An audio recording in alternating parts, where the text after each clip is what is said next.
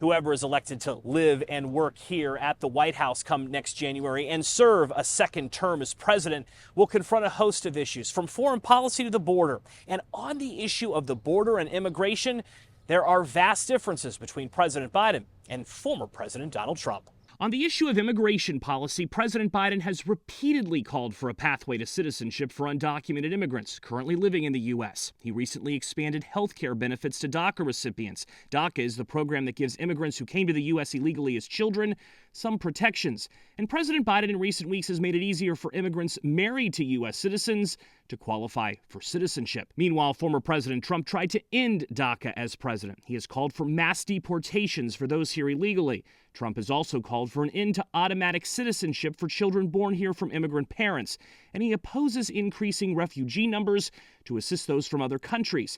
Trump did, however, in recent weeks call for graduates of U.S. colleges to have an easier path to get a green card. Of course, you can't discuss immigration without talking about the border, and the differences are vast between President Biden and former President Trump on how to deal with illegal crossings. To protect America as a land that welcomes immigrants, we must first secure the border and secure it now.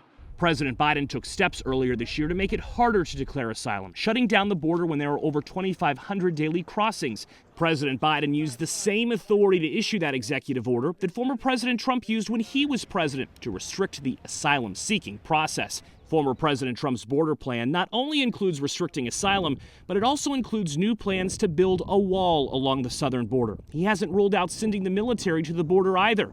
He was asked about it during an interview with Scripps News Phoenix. Would you go so far as to send down federal agents in the military to make sure that those arrests are happening?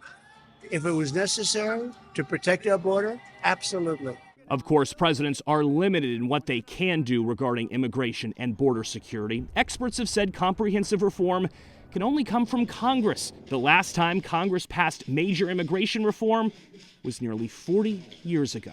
Joe St. Scripps News, Washington.